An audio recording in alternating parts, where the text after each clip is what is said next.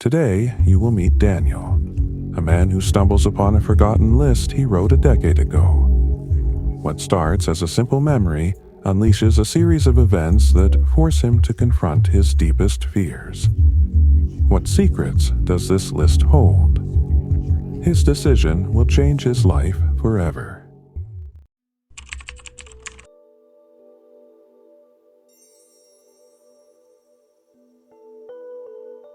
Daniel closes the door to his small apartment, letting his backpack fall to the floor with a dull thud. The same routine, the same route as always, and the same silence greeting him every night.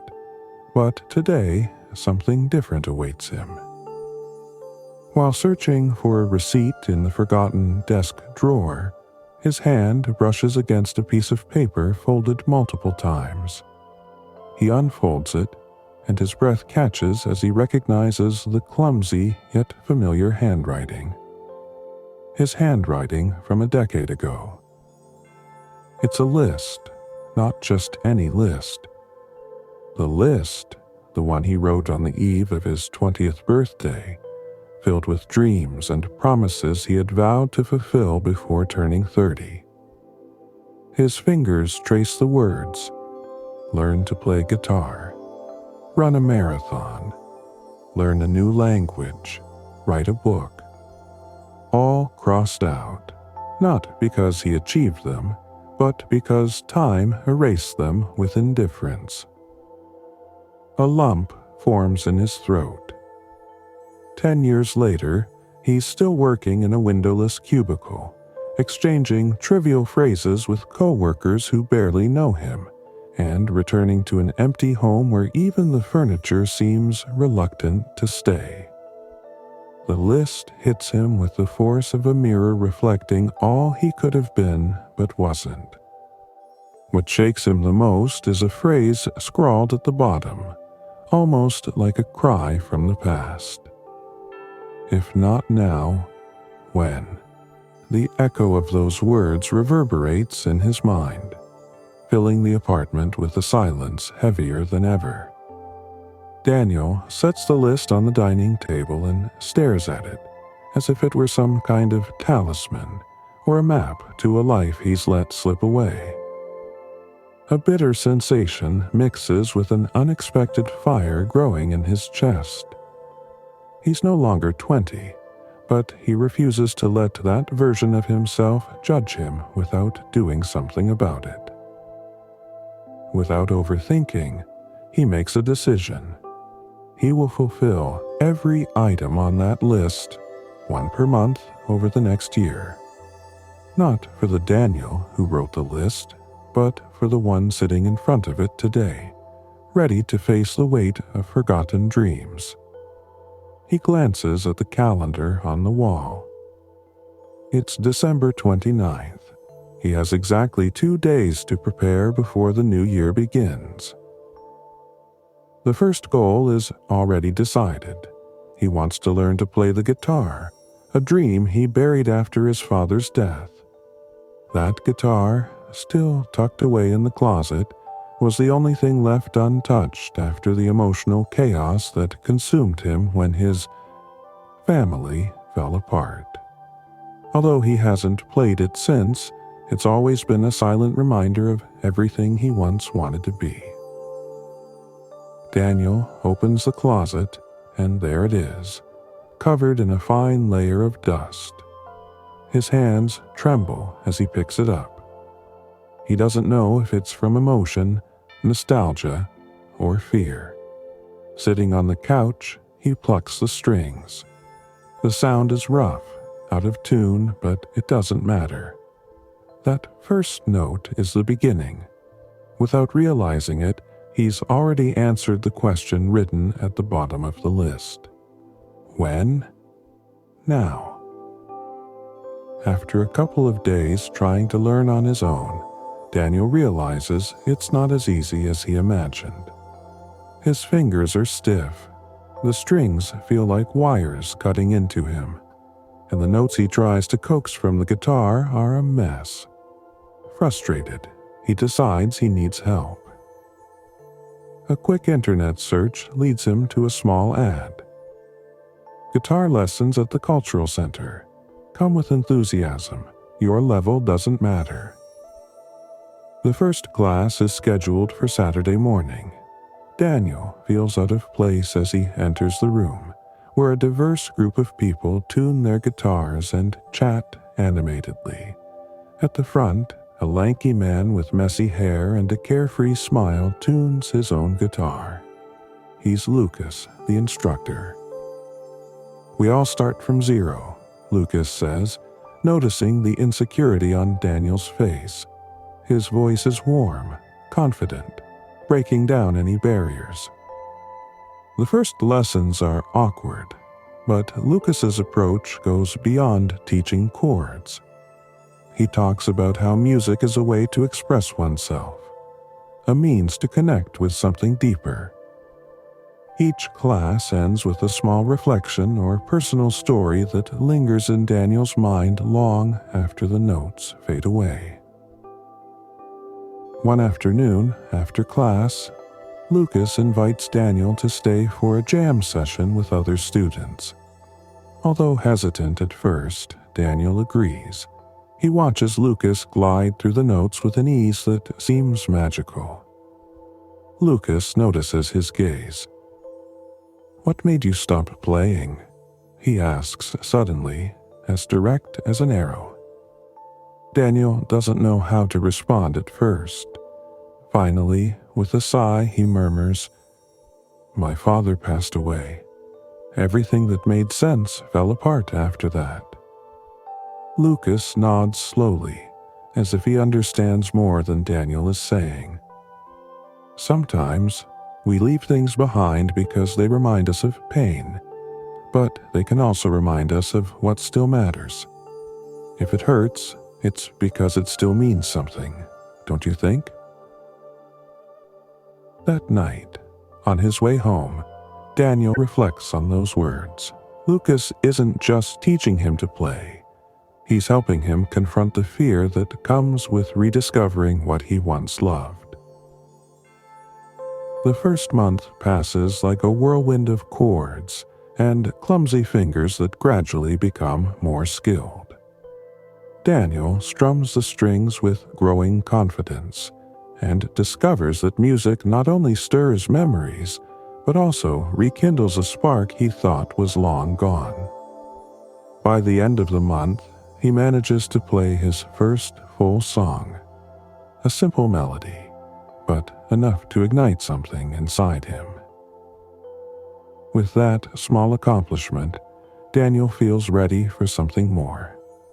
He picks up the list and chooses his next challenge: running a marathon. He has never been much of an athlete, but has always dreamed of crossing a finish line and feeling that surge of personal pride. He buys a new pair of running shoes, downloads a beginner's app, and heads to the nearest park for a jog. The first few days are a disaster. He gasps for breath after just a few meters, as if he'd run miles, but he doesn't give up. The process is not easy. Daniel learns to face the inner critic whispering that he's not good enough, that he can't do it. But with each stride, those voices grow quieter. 2 months later, he crosses the finish line at a local 10-kilometer race. It's not a full marathon, but it's enough to prove to himself that he can go further than he imagined. The third goal takes him abroad, to a place he has always dreamed of visiting: Italy. With a ticket in hand and the list in his backpack, he boards a plane for the first time in years. He strolls through the streets of Rome, steps into the Colosseum, and in a small plaza, listens to a street musician playing the guitar. On impulse, he approaches and asks to borrow the instrument. Though his fingers tremble, he plays the same song he learned with Lucas. The spontaneous applause from tourists brings a smile to his face that he hasn't felt in a long time. Month by month, the list becomes a map for exploring uncharted territories, not just geographically, but internally. He learns to cook an exotic dish, enrolls in a creative writing class, and submits his first short story to a literary contest. Each experience pushes him out of his comfort zone, and while some are challenging and even painful, all of them reconnect him with a version of himself he had forgotten. With each small achievement, Daniel finds more than just a goal crossed off the list. He finds a new way of seeing the world. And with every step, he feels he's leaving behind not only monotony, but also the heavy shadow of "I can't" that held him back for so many years. The third month comes with a more introspective challenge: writing a book. Daniel dusts off an old notebook he found alongside the list, filled with ideas and story fragments he wrote as a teenager. Back then, he dreamed of being a writer, but life had steered him toward more practical paths. Now, sitting in front of a blank page, he feels the weight of his own expectations crushing him. The first few weeks are frustrating. He writes a paragraph, then deletes it. He rewrites, hesitates, and abandons the notebook in a corner of his desk. His mind is filled with critical voices. "You're not good at this. Who would read what you write? It's too late to try something like this." As the month progresses, memories of his father resurface, stirred by the act of writing. Every word seems to reopen a wound that hasn't healed. One day, after a guitar class, Daniel shares his frustration with Lucas. "I feel like I'm writing to prove something, but I don't know what or to whom," he admits with a sigh. Lucas smiles with his characteristic calm. "Write for yourself. No one else matters at this stage. Sometimes facing the page is like facing a mirror. It hurts, but it helps you see what you need." Inspired by those words, Daniel forces himself to return to his desk, but this time without chasing perfection. He writes without stopping, letting the words flow even when they seem to make no sense. Ideas begin to take shape, and although the process remains painful, moments of clarity emerge that rekindle his hope. During one of those long nights at the keyboard, Daniel receives a message from Anna, a classmate from the writing workshop he recently joined. She asks how his project is going and invites him to join a small reading group that meets on Saturdays. Although the thought of sharing his work terrifies him, he decides to go. In the group, he reads a fragment of his story for the first time. The words escape him hesitantly, but the reactions are genuine and encouraging. Anna tells him he has a unique way of conveying emotions and encourages him to keep exploring that voice.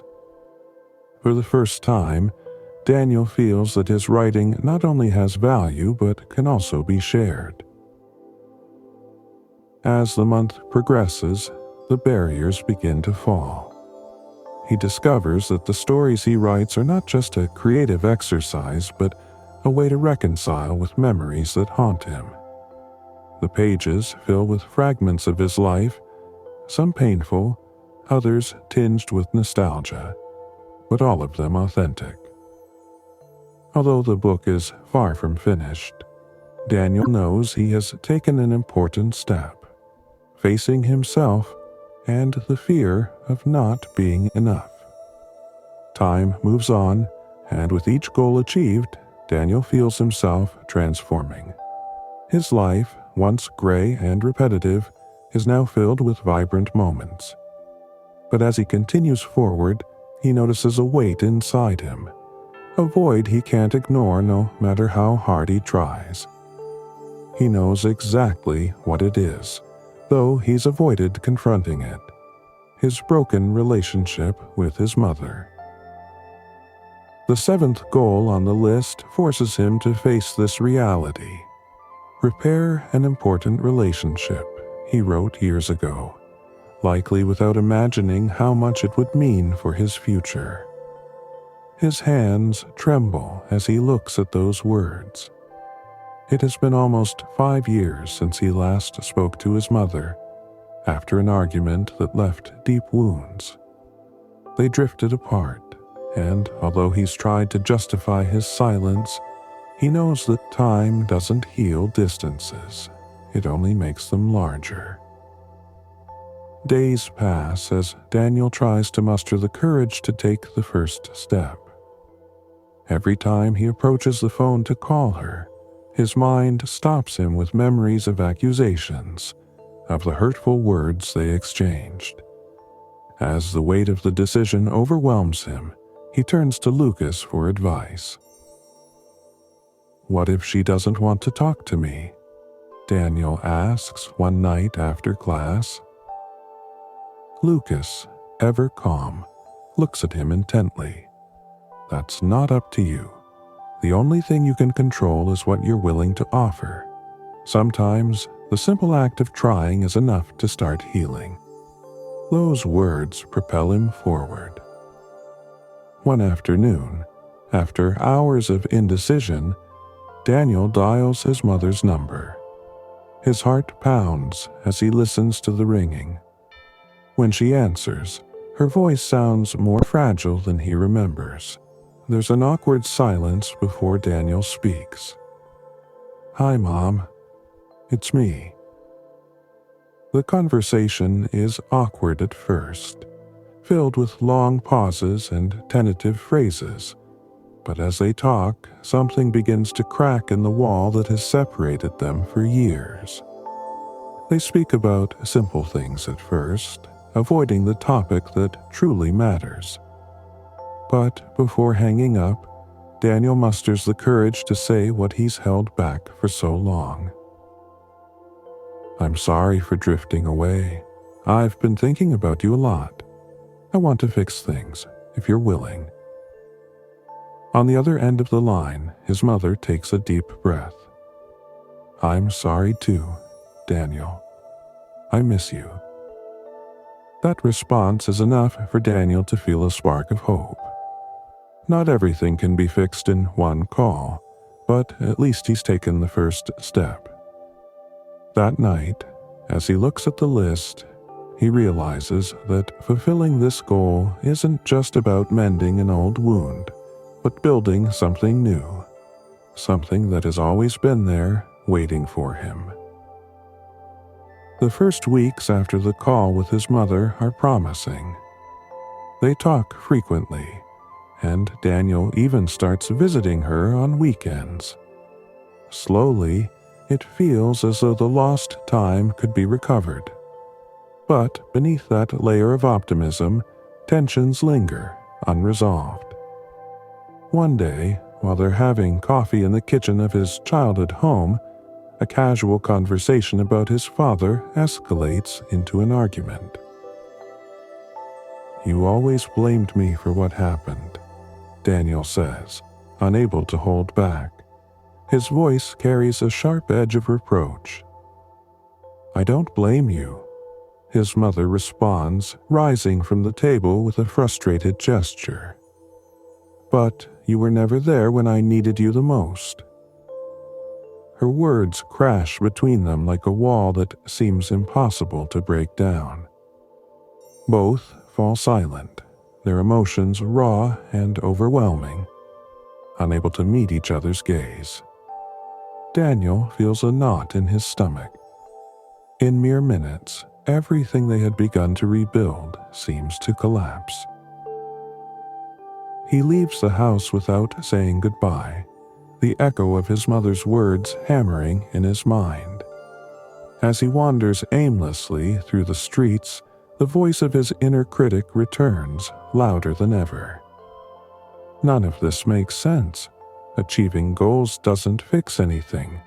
You're just pretending to change things, but you're still the same failure as always. That night, Daniel tries to reach out to Lucas, hoping to find the support that has always been there. But his message goes unanswered, as do his calls. Days pass, and Lucas's silence becomes deafening. Daniel wonders if he did something wrong, if his friend has grown tired of listening to him, or if he simply decided to disappear from his life. The combination of both losses, his connection with his mother and Lucas's absence, drags him into a chasm of doubt.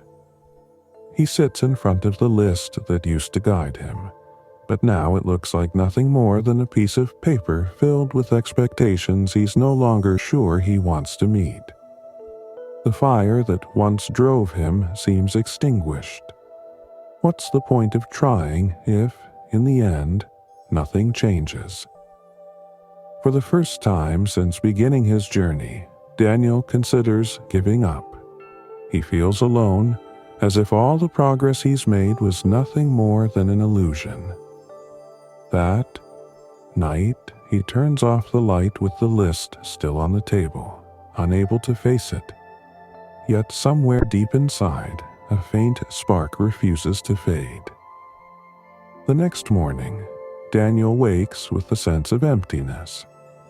The apartment is silent, and for the first time in months he has no desire to confront the list. He stays in bed, staring at the ceiling, wondering if all this effort has been in vain. When he finally gets up, he finds the list still on the dining table. This time, though, his eyes catch something he hadn't noticed before. A strange fold at the bottom of the paper, as if hiding something. Carefully, he unfolds the corner and discovers a small note written in trembling handwriting. For when you think you can't go on. Intrigued, Daniel remembers that he had stored something with the list 10 years ago. He rummages through the drawers until he finds a crumpled yellow envelope, forgotten at the back of one. Inside is a letter addressed to his future self, written by a teenager brimming with dreams and hope. With his heart racing, Daniel unfolds the letter and begins to read. The words from his past self are sincere, naive, and deeply moving. Hello, Daniel. If you're reading this, it means life hasn't turned out as you expected. I know there will be moments when you feel lost, as if nothing makes sense, but I want to remind you of something. Mistakes are part of the journey. You don't have to be perfect. You just have to try. Because even when you fail, you're still learning. The letter continues, listing the dreams that once filled him with enthusiasm, the same ones on the list. But what strikes him most is the final line. The only thing you can't do is give up. If you keep moving forward, you'll always find something worthwhile. Daniel feels tremendous weight lift from his shoulders. The letter isn't a magical solution to his problems, but it's a reminder of something he'd forgotten. The journey matters more than perfection. He gazes at the list, which no longer seems like an unforgiving judge but a companion for the road ahead. With renewed determination, he gets up, picks up his guitar, and begins to play. He doesn't know if he'll mend his relationship with his mother or if Lucas will come back, but he knows he still has a path to walk, and he's not about to stop now. A few days after reading the letter, Daniel picks up the phone and dials his mother's number.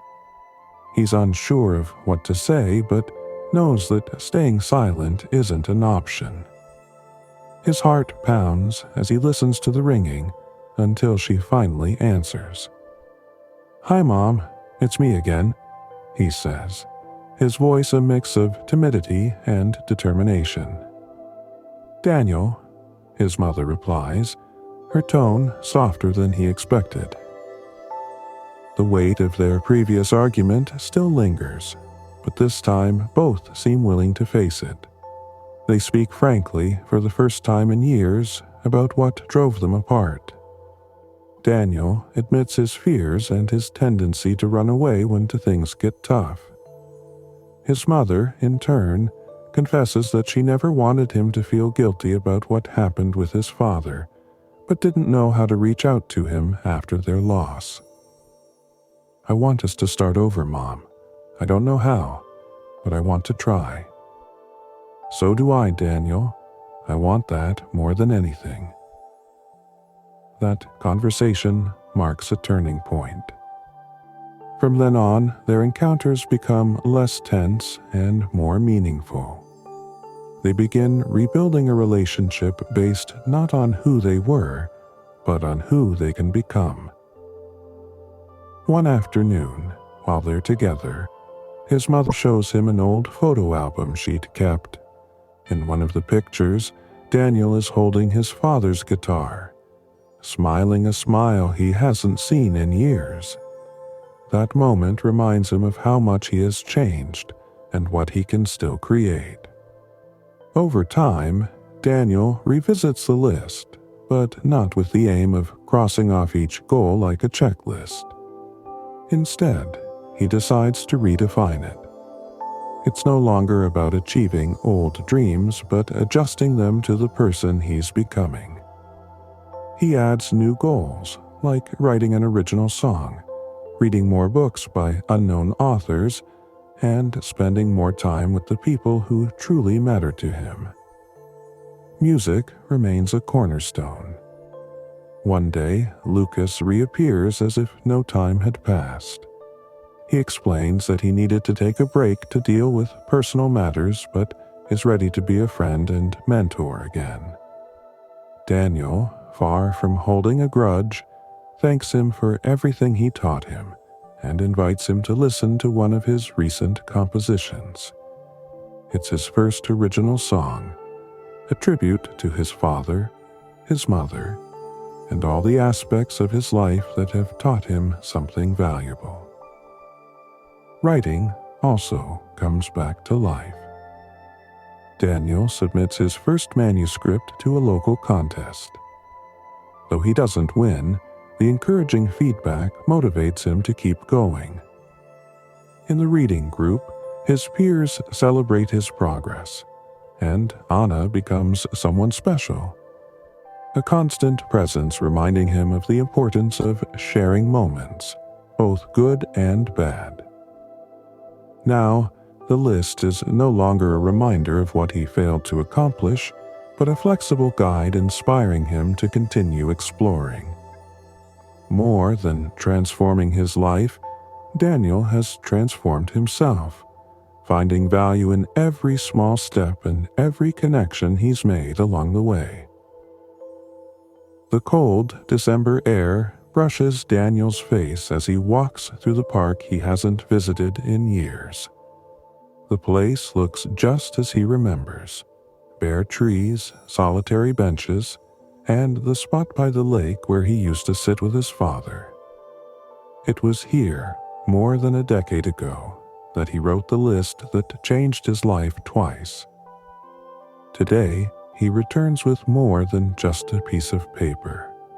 He carries everything he's built over the past year.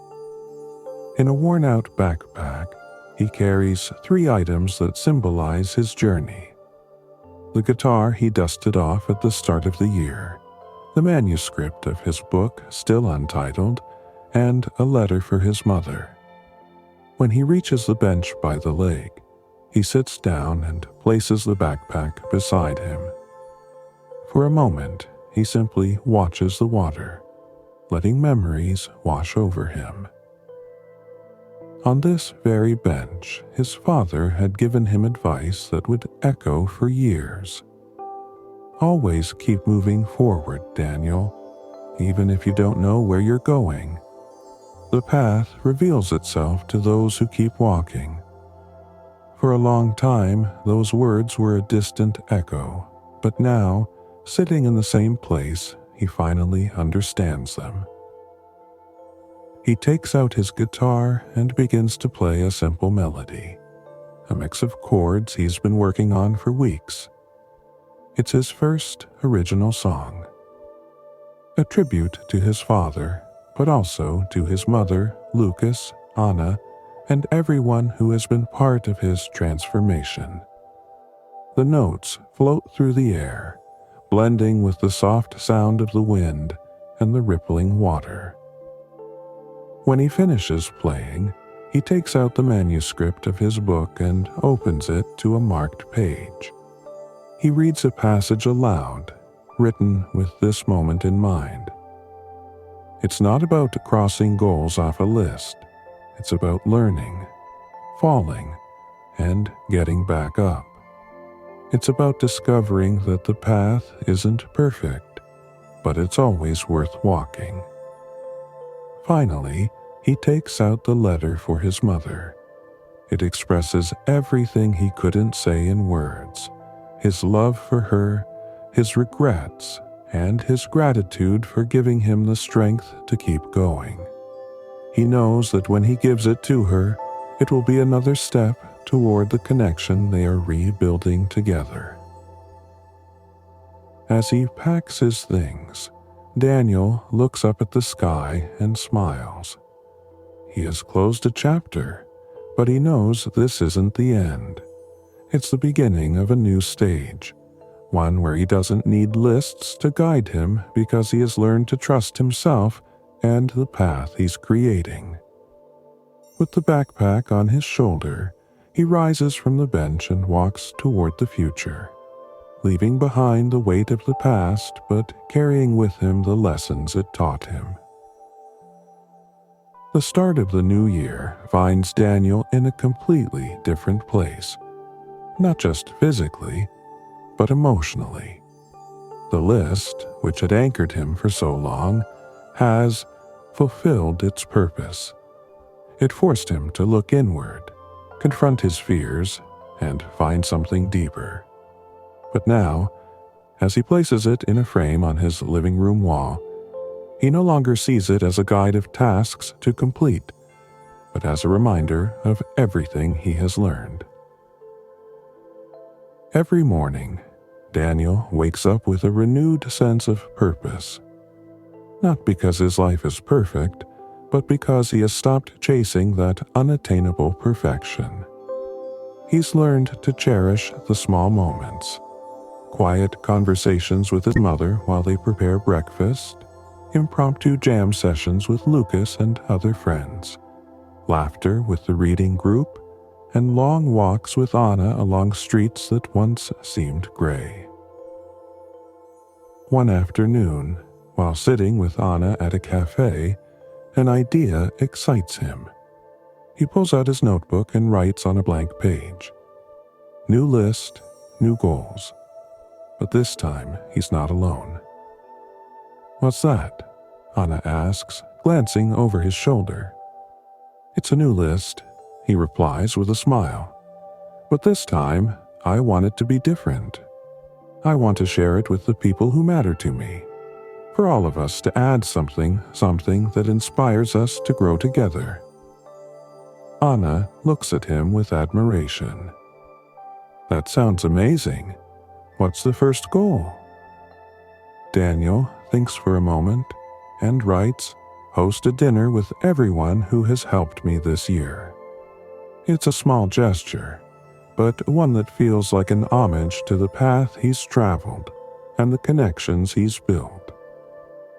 In the following weeks, Daniel dedicates himself to inviting friends and family. The dinner becomes an event filled with laughter, music, and shared memories. During the toast, Daniel takes a moment to thank everyone, mentioning how each of them has been a vital part of his transformation. Lucas jokes, "Don't forget to credit me for the guitar," and Anna gives him a gentle nudge, laughing, Even his mother, who was never fond of social gatherings, seems at ease, surrounded by old and new friends. The new list grows from that night onward. Each person adds something: learning a new language, planting a tree, organizing a community recital. Daniel realizes that this time, it's not about fulfilling individual goals, but about building shared experiences that enrich everyone.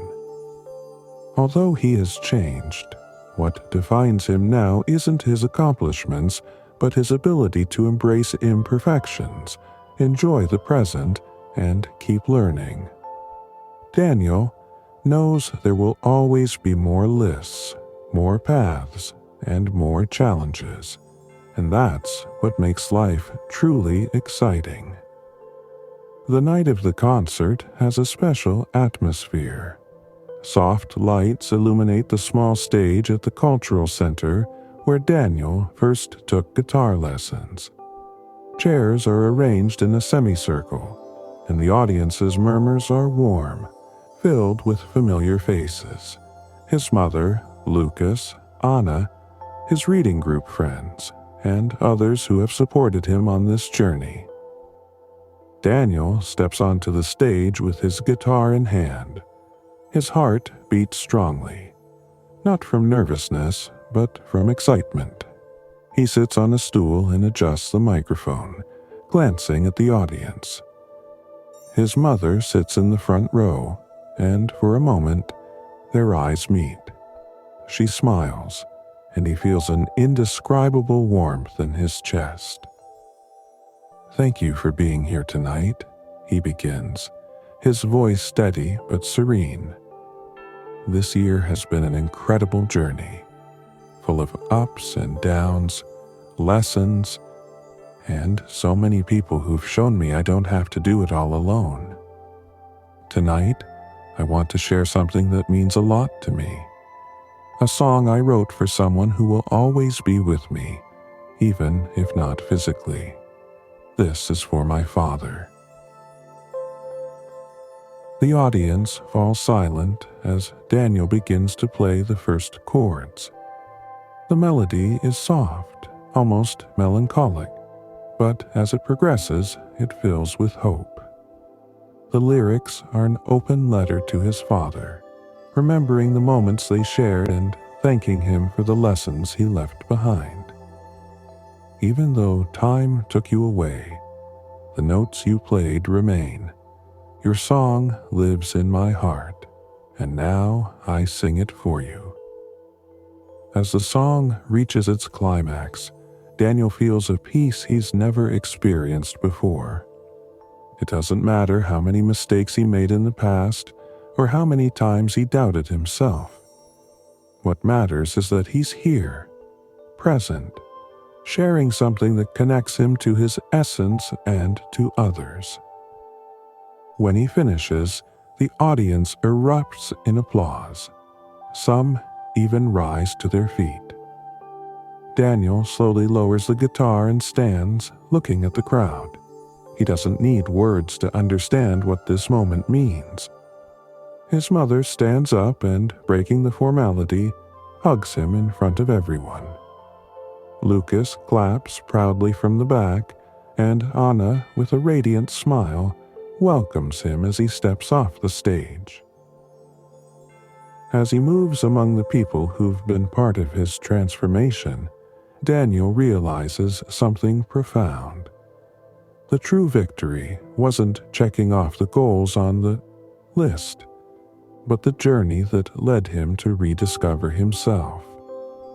And though that list now hangs framed on the wall of his apartment, he knows it's the stories, connections, and moments he created that truly matter.